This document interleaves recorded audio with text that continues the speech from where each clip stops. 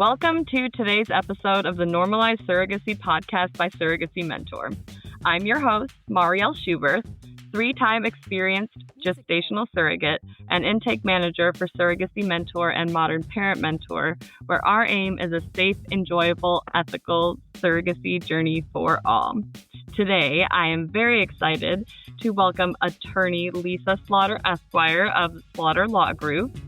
Lisa opened her practice in 2009 after navigating her own journey to motherhood via gestational surrogacy, specializing in third-party reproduction. And today's topic is going to be birthright citizenship and surrogacy. Lisa is going to explain what birthright citizenship is, how it currently applies to children born via surrogacy in the U.S., and what changes could mean for the industry. So thank you for joining us today, Lisa. Why don't you tell us a little bit about yourself and what makes you the perfect person to talk to about birthright citizenship and surrogacy? Well, thank you, Marielle. I wouldn't say I'm the perfect person, but I'm certainly an informed person and attorney who's vigorously following this particular issue, which could have such a big impact on the surrogacy industry. So let me start by telling you, as you mentioned, I'm an attorney, started I was practicing law before in a big corporate setting and decided to, when I realized I had infertility issues, my husband at the time and I consulted an IVF doctor, said, hey, sorry, surrogacy is the only way for you to start your family. And that began our journey. And I found that area of law so moving, very fast moving emotionally and very fast moving in terms of laws and policy. It's something that wanting to have a child is a fundamental human nature. And I was blessed to be at a time where the technology was available to do that in a way that worked for my former husband and I. So through that journey, I decided to focus on gestational surrogacy, representing both surrogates and intended parents, most of which are international because surrogacy is outlawed and illegal in most countries around the world, as we know, and egg donors, egg donation, intended parents, embryo donors, embryo intended parents. So that's the scope of the practice, and I've represented now almost close to 3,000 clients and helped them become and create families, which is great. It's fabulous. So anyway. That's wonderful. And we need more people like you who have that specialty. We've done previous podcasts where we've mentioned that having an attorney who specializes in reproductive and family law in your state is essential. And we've really dived into why that is so essential, why your cousin's brother, Mark, who does real estate law, should not be the one executing your surrogacy agreement, international IPs or not. And so we definitely need more attorneys in your field, and we appreciate the awesome work. That will say to any intended parent is consult an attorney before you even pick an agency. You want to make sure that agency, depending on where you live, if you're international in particular, that it's going to allow for you to create, and the topic of today is citizenship, and it's going to impact really international intended parents. So contact an attorney before you pick an agency. A good attorney will provide you with a free 15-minute consultation, and that can save you literally tens of thousands of dollars. I'm working with intended parents now who are from Japan, and the Japanese process is the first of how are you going to take that child home and get Japanese citizenship is the first thing that we talk about, because that's got to be reflected in the legal component, because who wants to take your child to your country where they're going to be raised and have to worry about getting citizenship for the child in that country? So that's a really, really key consideration. And good experienced surrogacy attorneys, which I like to think of myself as, if I may, will have a network of international attorneys that understand surrogacy and actually can help facilitate and answer and work with your U.S. counsel to make sure that that's all taken care of. So anyway, with that said, let's talk about citizenship and the fabulous 14th Amendment, which is every person born in the United States is automatically given United States citizenship. It's not necessarily by genetics. It's not necessarily by where your parents are from or what citizenship they hold. So that's the process. President Trump has said through an executive order, which he signed in January and which has been going through the courts and will continue to go through the courts. This podcast will probably age out in, 5 or 6 months. Yep. Said via executive order, no, not going to do that anymore. In order to become an American citizen, it's not about where you're born, it's about who you're born to. So your parents have to be American citizens. And I'm oversimplifying a little bit for the audience, but just to put it in layman's terms. So you need to be American citizens. Well, regardless of what you think about that as an immigration policy or citizenship policy, let's talk about the impact on the surrogacy industry. So most intended parents, in fact, almost all intended parents, I should say, who are international, which is the majority, I think, of what we're seeing coming to the United States these days, are citizens of another country. So they're coming here on a tourist visa typically, or maybe, a business visa or some kind of temporary permission by the United States government to enter and stay into the country for a very specific time, right? It's not unlimited amount of time. So that means the way surrogacy works, particularly in pre-birth states, meaning states that allow you to provide a pre-birth order in surrogacy, declaring that the surrogate, and if she's married, her husband, are not the parents of any child born through the surrogate, that they have no rights whatsoever, California being the state with by far the best tried and true law, both by case law and by statute, makes that very clear, and it's been enforceable, and our statute found to be constitutional. So no issue there. Yep. Now, the problem becomes, I get this pre-birth order, and it says that Susie and Johnny, or Johnny and Timmy, are the intended parents, and they don't have American citizenship. So if this amendment to if this change to the 14th Amendment were to occur, you would have a countryless child because they could not obtain a U.S. passport. You need a passport or some sort of citizenship to enter another country. So you've got a child that's literally sitting in limbo. You also would have a federal government that would be probably overwhelmed because you would be having to verify the citizenship of every person who came in wanting a passport for a newborn. Now, there's been talk about, well, the surrogate is a U.S. citizen, okay? Applying that may really set back the industry, and there's a lot of risk with that because legally she's really not. So according to the surrogacy contract, and each state and the states that allow surrogacy, or almost every state says they have a process to say, whether it's by contract and by pre or post birth order as well, says that the surrogate is absolutely not the child's parent. So that's a very difficult workaround. So that's the look and the impact of what would happen if this is applied, if it's found to be constitutional, et cetera. Now, like if nothing changes, yes, you mentioned, pre-birth orders and parentage orders in certain states. So if nothing changes as of now, what does the kind of birthright and citizenship look like to get these international babies home to their intended parents and their place of birth? Like, what does it look like now, so we can kind of compare what the changes would be? Let me talk about where we are in the court system now, because obviously a number of states and some individuals, none of which are surrogacy related, have said, no, you can't just by executive order change the Constitution or amendments to the Constitution. And this should be declared There should be a nationwide injunction, an injunction being something that says, a court says, stop what you're doing. We're going to Mhm. decide whether or not this is legal, what's being asked.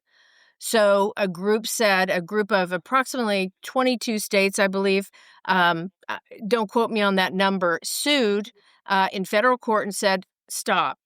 This won't work. We want the court to apply this injunction nationwide to every state, even the states that did not come in our lawsuit, and stop this. Okay. And let's hear it on the merits. Let's hear if it's constitutional first before you start applying it, because applying it's going to go nuts. Yep. So the Supreme Court a few months ago said, well, you can't have a nationwide injunction. So unless, and this gets a little complicated, so unless a group comes in as a class action and we get a nationwide injunction, then we're going to pause the application of this, which means foreign intended parents have no issue. They come in, they go, the child is born on U.S. soil, the child gets a U.S. passport, right? By right, no Mhm. issue. So that's the status right now because there was a class action, a nationwide class was certified. So every single state, there's an injunction. Now, that injunction may be challenged, right? So ultimately, that's a process that we will see we'll see going forward. The big issue about the injunction is let's stop the application of what this executive order is, and let's get to whether or not this is constitutional. I Mhm. can certainly make a guess, and I think based on the constitutional knowledge that I have and listening to, more importantly, constitutional scholars, the majority think this will not pass constitutional muster. Yep. The typical way, just so everybody knows, this is your government lesson for the month, is the way that you amend the Constitution is you have to have 2/3 vote in the Senate and Congress and Senate. Okay, and or you can go, and I was just reviewing this because I remember this I'm old enough to remember the Equal Rights Amendment that unfortunately didn't pass, it's by a convention that's called by 2/3 of the states, and then it's got to be ratified by 3/4 of the states. Yep. That is a big lift to make if Yep. it goes to constitutional convention and ratification. So, Yep. and we'll see after the midterms if that happens, where the majority is. So it's the point being is that without getting caught in the minutia, which I apologize of going into just to set the framework, is we won't know this likely until the fall what the status is. Yep. So in the interim, there is no pause. There is no issue. There is no concern. Yep. So the question becomes, what's the court going to do and how we'll do that workaround? And frankly, the majority of the professionals, and there was a big Zoom call, I think about a month and a half ago on this issue on how to deal with it. Yep. Because you do have pre-birth orders, you do have post-birth orders. Yep. Do you do a post-birth order? What is the workaround? Yep. And, there are some concerns that any kind of workaround could really run afoul of the federal law and be fraudulent and have a massive impact on the child, the intended parents, their ability to be here. Yep. So the intent of the law was not to impact surrogacy. That's my belief, right? Yep. Because these children are leaving, Yeah, right? that's They're not. one of the we've kind of noticed this with a few different things from the current administration is that for the blanket, like they're not necessarily talking about surrogacy born children as quote anchor babies or whatever this big controversial point of birthright citizenship is. Surrogacy kind of falls into this gray area sex that not many people think about when these laws go in. And I think it's way more far reaching than you would think. Because I will say, I've been a surrogate 3 times. 2 out of 3 of my um, intended parents were international. And I knew a little bit more with my last one I ended up going to the embassy and renouncing my relation to the baby so she could get her Israeli citizenship before she got Yes. her American one. But I never really thought so much about it. And even in the news, when you hear about this birthright citizenship, nobody thinks about surrogacy born children whose intent never was to be here. It's they need that parentage to leave here. And I think this is very interesting that I never really paid too much attention, having done this a couple of times. I should be more informed about how it works and why these things do affect us. And that's what I love about doing these types of podcasts is I get to learn along with everybody else kind of what this potential impact is. But you raise a really good point. I've had a lot of Israeli intended couples and usually a post-birth order, and then they can go to the consulate or the embassy, Israeli Mm-hmm. consulate or embassy. And what's interesting is what I haven't investigated, because I don't know that they've really focused on it, is what are consulates and embassies going to do? For example, Israeli couple doesn't necessarily need a U.S. passport. They can go straight to the Israeli consulate and, because of the way Israeli citizenship works, obtain that. Yep. I've had couples do that from Sweden, where it goes straight to that. And they could do this in the U.S., and there may be workarounds, more importantly, in those consulates and embassies for those children, because it could apply to other areas. And the surrogacy industry in general has wanted to, at least the lobbying component, to the extent that that exists through the legal associations, has really been not wanted to raise its head on this issue, has not wanted to join in the lawsuits, really wants to keep this low on the radar. And I think in particular now, there's a recent really horrible case going on in Los Angeles with a surrogacy agency that really duped a number of surrogates. So I think the negative view right now on that particular case is, I mean, it's been in the Wall Street Journal, it's been I've seen it in the London press, it's been all over the world. Because surrogacy is, it's a lot of people don't understand it. A lot of people think it's from the Baby M case, where you're using the surrogate's egg that's no longer needed because of Mm-hmm. IVF and egg donation, and egg retrieval, the advancement in that particular area. So that's where we are with the U.S. birthright citizenship, which is basically still up in the air, but it's paused. That's really great. That's really great. So Yep. again, I think consulting with an attorney if you're an international intended parent, and let's talk to the immigration folks in your country and say, hey, maybe we can go to, for example, the Japanese embassy or the German embassy, which I've had to go representing a surrogate, actually, in the German consulate, actually in Los Angeles. Let's go. Let's try that route, and it doesn't matter what birthright citizenship is. Yeah. But that definitely adds an extra step. Like I know I volunteered to do it so they could get back home and start their lives after I had a C-section. I had to fly to Atlanta because that was the closest consulate. And I mean, it was a quick, easy thing. I just had to, sign papers, but it adds That's a parts, lot it adds after a parts to the C-section. process. And so I think just for intended parents and surrogates, kind of what advice or comfort do we have that, like, okay, even some current surrogates who are pregnant now while this is all up in the air, like what, is there a way to separate out the surrogacy from the other forms of birthright citizenship, or are we all encompassing and need to figure out how to get administration to understand the deeper implications? It's not just people crossing the border to have kids here. I think, to answer your question, I don't know. I mean, a lot of legislation has unintended consequences, right? Mm-hmm. For impacts on groups or industries that couldn't be foreseen or weren't really, frankly, thought about, or that particular industry or group of people didn't necessarily come in and lobby and say, hey, just before you pass this, just know this is really significantly adversely affect us.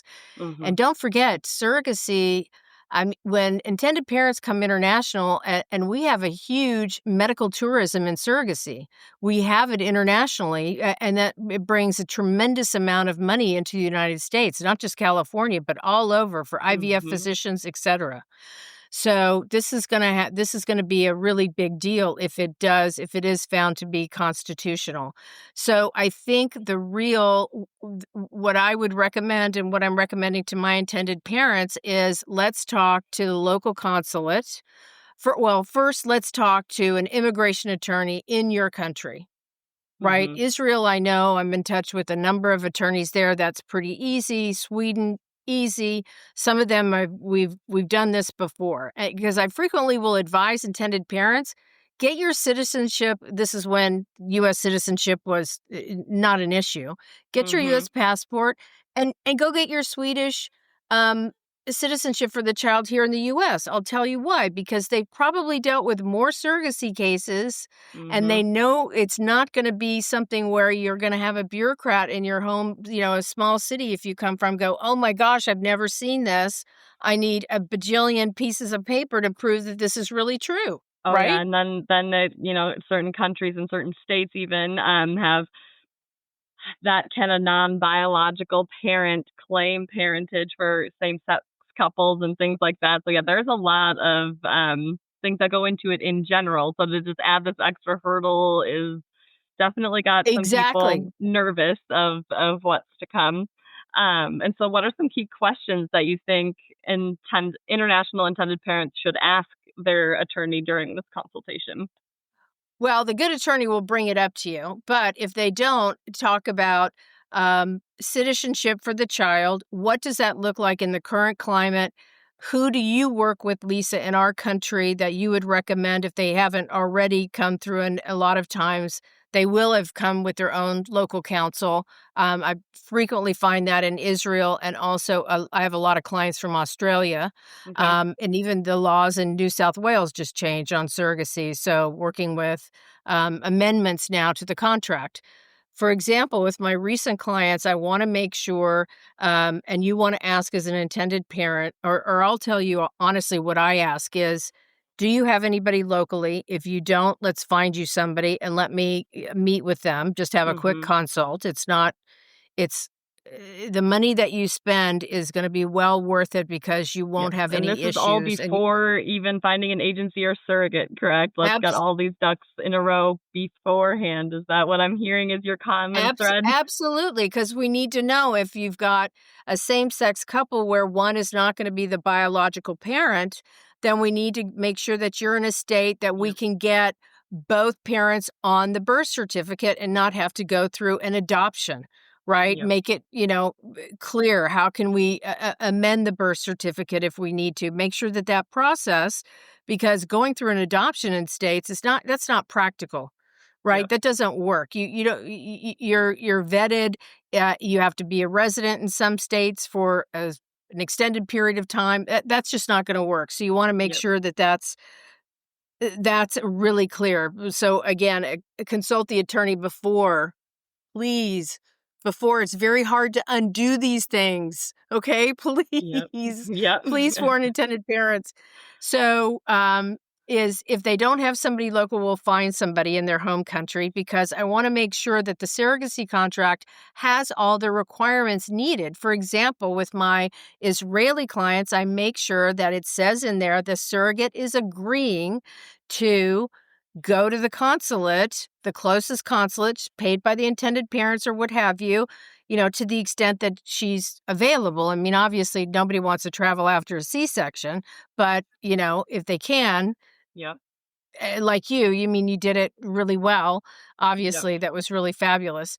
So, and make sure that's in the contract. We had something come up with the new law in New South Wales, and I worked with an Australian attorney there, and we just did an amendment, Yep. right? So, even if laws change, we can do an amendment to the surrogacy Yep. contract. But So, those are the key questions.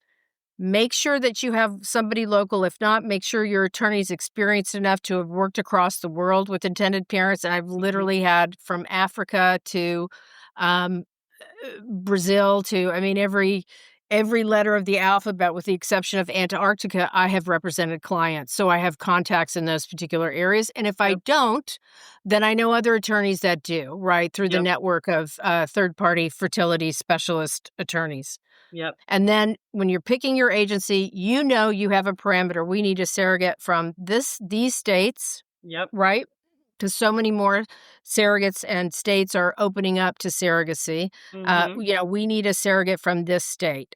For example, even in the U.S., I had a client, California-based, but they are in the surrogates in Tennessee. They're using an embryo that's not of their genetic creation, which Tennessee will not allow. Tennessee will Yep. not recognize the parentage of those intended parents. Tennessee has a biological connection.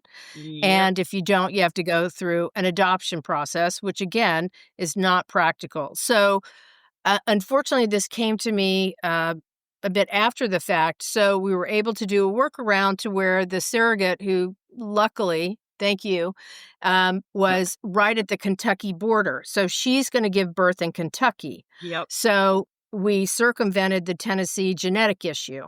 But Yep. again, if that person had known beforehand and had come beforehand in terms of, hey, here's our genetic material and here's where a surrogate that we really want lives, Yep. I would have said, okay, well, here's the obstacles and make sure you have insurance that's going to cover her delivery in Kentucky, right? Yep. So there are a lot of moving parts with this. And Yep. it's So kind of as really it stands, important. I know, a lot of times intended parents won't talk to an attorney until it's time to sign legal contracts. Once I they know. already have a surrogate and has been in screening and okay, they've passed medical, now it's time for legal. And then they get to you and you're like, wait, we don't even know if the surrogate can deliver and get you your baby. So it sounds like before. And I think that's a big takeaway just in general for legal in surrogacy for intended parents, but especially now for international intended parents as we navigate kind of these new citizenship and birthright laws that it really is essential. Especially because, intended parents, listen, it's a very expensive journey. Having gone through it, it's very expensive, right? Hmm. It is not, it is, it's, and it's gotten just more expensive, right? Yep, As all it's prices have, been have risen, yep, right? I did it, quite some time ago. So the prices, and then you add insurance and insurance for the children and everything else. So I understand why intended parents want to save on legal. I think agencies do a disservice by not having and saying to intended parents, hey, have this agency agreement looked at by an attorney specializing in this area, because a lot of intended parents, even with the agency, don't realize, well, wait a minute, what if my surrogate doesn't pass medical? Do I get my money back? No, you yep, don't. You get a rematch for most agencies, which might be hmm great, but if that agency doesn't have a lot of surrogates, how long are you going to be waiting? yep, Just considerations like that. Because agency fees have gone up, and really, understanding how they match and what questions to ask a surrogate, yep, right? I mean, what I provide are practical insights having been an intended parent. So I think that's unique. There aren't very many of us who've been intended parents and are attorneys specializing in this. So, yep, I can tell you what it's like in the contract, as you know, it says that the intended parents can be in the delivery room, right? With hmm obvious respect, right? For the surrogate's modesty and her own personal desires. hmm And that if the hospital says, you know what, sorry, it's too crowded, we're doing emergency C, whatever, the surrogate gets to pick her support person that's going to be with her, which I think is natural, right? yep, Well, that means the intended parents would be excluded, not because the surrogate said that, but because the hospital is saying that. That yep, happened to us, right? So it was a C-section, a small room or what have you. Here's how we worked it out. Here's what we did, right? yep, So I can give you that practical advice and what to yep, ask your surrogate, right? yep, And, what to ask your IVF physician when she is looking and reviewing a surrogate and really understanding that medical clearance process. yep, So, again, it's kind of like, would you arrive in a city and just start looking around, or would you consult a map? You'd probably consult a map before you went outside of your hotel Yep. and started walking, right? Yeah. So instead of just having everything by chance in a Google search. Yep. So that's what a good attorney can do for you who specializes in this space. Yep. That was a long-winded answer. No, but that's what it is that's what we are trying to get out here is the advice, because you don't know what you don't know until you're in the thick of it, and that's what we love about this podcast, is being able to share firsthand experiences, accounts, advice from people who've been there and done that, and who, every story is different, every journey is different, but hearing how other people's journeys in general work, especially from a professional like yourself who has personally and professionally navigated it. It just really helps us kind of see the bigger picture, which is important because, again, you don't know what you don't know.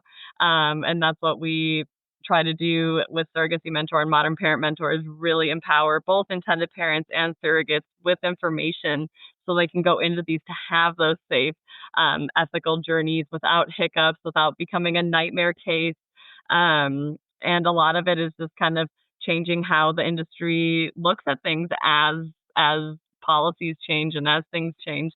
And so I think that's a great piece of advice to do beforehand, because I noticed, at least for me as a surrogate, I got, once I got to my medical, that's when I was assigned legal. And I think that is very common for a lot of agencies as well for intended parents, is kind of having that process start afterwards. So I think getting that consult in is a great It It's funny because I got after so many years, I finally just realized and started looking out there for books that would maybe do this, and there aren't any, and I'm writing one, and hopefully I can come back on the podcast and kinda wave it around, yeah, we'd love for to see it. intended parents. It's called An Insider's Guide to, Surrogacy by an attorney and parent who's been there, who's been in Yep. in those shoes.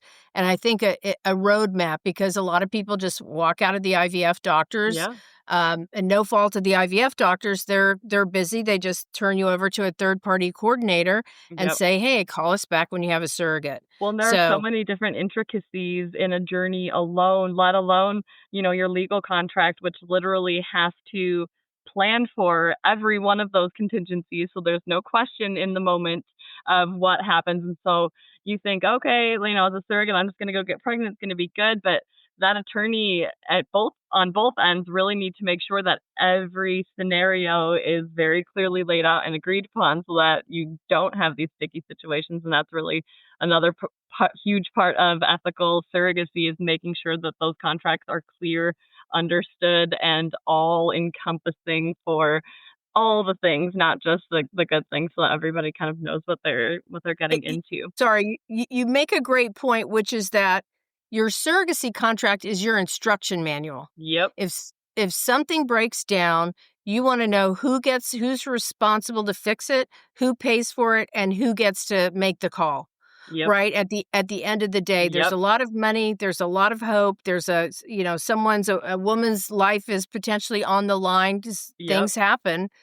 Women do become disabled and die from giving birth. It's Well, rare that, and these days you wanna make sure you with understand modern. everything. I've had some very thorough contracts. I've had some that, for, on the surrogate side, was like, I had to say that I would always wear my seatbelt, I wouldn't jaywalk, I wouldn't exceed. So some of them are very specific with things like that, but then kind of leave out some of the bigger things, like, there'll only be a couple of different termination things listed. I'm like, okay, but we went way into how I can walk across the street, and my attorney brought that up. Like, we need to like beef up some more of this. So you don't know what you don't know, and it's just, having that guidebook. That's what I always say. I'm like, think about it like a play, your playbook. It will literally talk about everything from your disbursements, how you're paid, when you're paid, what triggers those automatic payments, down to travel restriction. I mean, it has it all, or at least it should, because you should have a reference,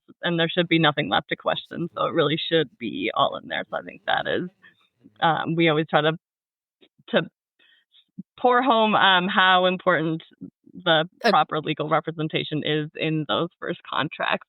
And so I know this may be a loaded question with a non-answer, but we're going to ask it anyways.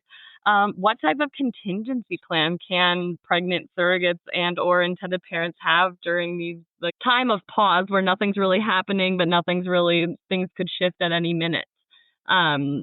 Is there a type of plan that they have, or you just gotta kind of wait and see, and we Well, will take it from there? it is a loaded question and well done, and it is one I don't have a complete answer for, but Yeah. what I'm suggesting my clients do is let's start talking and figuring out, how we can get you citizenship for that child from day one, and just forget about US citizenship, Yep. right? So you can always go back and apply for it if it's found to be not Mhm. unconstitutional. And let's do it that way, right? Let's see what the process is. Is it DNA? With some, it's DNA testing. With some, it may be the surrogate signing forms, notarizing forms post birth. For your circumstances with your Israeli intended parents, it was going to the consulate. So let's forget that layer and Yep. go straight to your country and see what we can do from there. How is the Yep. consulate going to handle it? Because, Yep. I mean, hopefully consulates have thought about it, right? I Yep. mean, you will be issued a birth certificate that shows that they were born in the US and shows you as intended parents. That's not an issue at all. Yep. It's really just that citizenship. So if you're a surrogate, ask your foreign intended parents, have they spoken to their attorney in case this happens? Yep. And I think, like, get your plan B set up to be plan A from the start. I think that's, or at least knowing that what the Exactly, options are because, and what steps need to be taken, so that way it's not like, "Uh-oh, she's in labor, what do we do now?" And at least knowing what that phase would be, I think is some great advice. Um, and let's see, like, as we kind of come to the close, anything else that you think that we should know about, parentage of, international intended parents and birthright citizenship, possible changes and or impacts that, we I haven't would, discussed? if I was an intended parent, in addition, and you're already in contract, right, and you haven't just started the process, then what I would do is make sure that you talk to your attorney and talk to your agency too. And hopefully your agency, I communicate with some agencies about, hey, what's going on. Mhm. Um, some agencies aren't particularly focused on it, which I think is not great. I mean, I think you should focus on topical issues that could impact the end of the journey of intended parents just as much as you do the start of the journey, right? And Yep. the matching process. Yep. So those two things are what to do. And as a surrogate, talk to your agency, and talk to your intended parents. Your attorney may not necessarily and isn't particularly involved in that, and the child won't be yours, right? It will be declared the parents. Sorry, the child of the intended parents. Mhm. So that's what a surrogate can do, and that's what intended parents can do who are in the process now, who are about to have an embryo transfer, or have already have a legal contract, or are about to have their surrogate, give birth. Yep. So and don't take no for an answer, Yep. right? Just Don't take no for ask an the answer. questions and get the plan B going. I think that is. Exactly, exactly. Because hopefully with some of the countries, it'll be pretty easy. Some of the Mhm. countries, it may take additional time. So if that's a particular case, maybe we apply, for a different visa that allows you to stay longer. Maybe it's exact I mean, so there are ways to do it, but don't do it yourself. Do not do it yourself. Do it Yep. with the team of professionals that you've hired for this journey. Yep, and don't do it last minute. No, and don't do it Don't last do it minute. last minute. Have that plan, ahead of time, and I think that is the best way. There's always a way, and it just goes so much more smoothly. It's, again, like that contract, it's another one of those contingencies that you should have.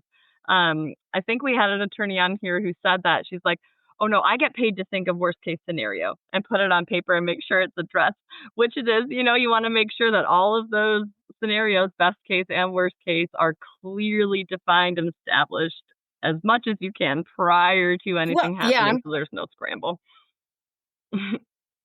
Well, you raise another good point, and I am sometimes I say to my clients, I hate to be Debbie Downer, but that's part of my responsibility is to tell you what your risks are. Yep. And the good news is that, the biggest risk obviously is to the surrogate's physical health. Mm-hmm. And that's typically disability or death. So, for surrogates, definitely ask for the highest limit possible for life insurance. Surrogates are young, they have young families. Yep. And it's very much, I urge my intended parents to say, it's for a few $100s more. You can give several $100,000 more in life insurance. And Yep. also, there's a disability, a permanent disability insurance that's available for surrogacy. And that's something to definitely, I wish more agencies would really look at and put as part of their benefit package. So, as a surrogate, ask for that. How can you be protected? And it helps protect the intended parents from wrongful death lawsuits or a disability lawsuit or what have you. I mean, again, if it's caused by a third party, maybe medical malpractice, she can still sue the doctor, or sue the Mm-hmm. hospital, or what have you. But then also have some money from this disability policy if it turns out the underwriter believes the disability applies. Yep. Yep. So, I mean, as of the airing and recording of this episode, we are in pause, right? As far as when did you say the next kind of hearing I on this, the unpause I button may be listed? I think we'll see something closer to the fall, Okay. October, and we'll see. I mean, this stuff could happen, of course, sooner, but I think we'll have a better idea of this, of the pause. But and it'll give more intended parents the opportunity. Mm. I want to urge international parents that are thinking of coming to the U.S. that there is a solution to this, that I mentioned in terms of dealing with the citizenship directly with the consulate, making arrangements for, okay, say the consulate needs DNA testing. Okay, let's identify where you're going to get your DNA testing, Yep. with the child as soon as the child's born, right? Yep. Let's not run around looking for a DNA place, right? Let's get it done, the day or two after or the day of, or the day or two after the birth, right? It's a Yep. swab Yep. typically. So So that's the planning for it. plan. Yep. No, and I think that's wonderful. And it sounds like we will have you back on in a couple of months once the play button has been hit on all things birthright citizenship, and it sounds like you'll have your book ready to go, and we can talk a little Hopefully, bit about yes. that then as well. And so, that brings us to the end of this episode of the Normalized Surrogacy podcast by Surrogacy Mentor. I want to thank our very special guest, Lisa Slaughter Esquire of Slaughter Law Group, for joining us for this chat today. Be sure to check us out online at surrogacymentor.com and modernparentmentor.com if you are interested in knowing whether surrogacy is right for you, and take our 2-minute easy quiz on our website if you're interested in becoming a surrogate. Don't forget to subscribe to this podcast to learn more about gestational surrogacy and how to have a safe, ethical, and enjoyable surrogacy journey. Talk to you next time.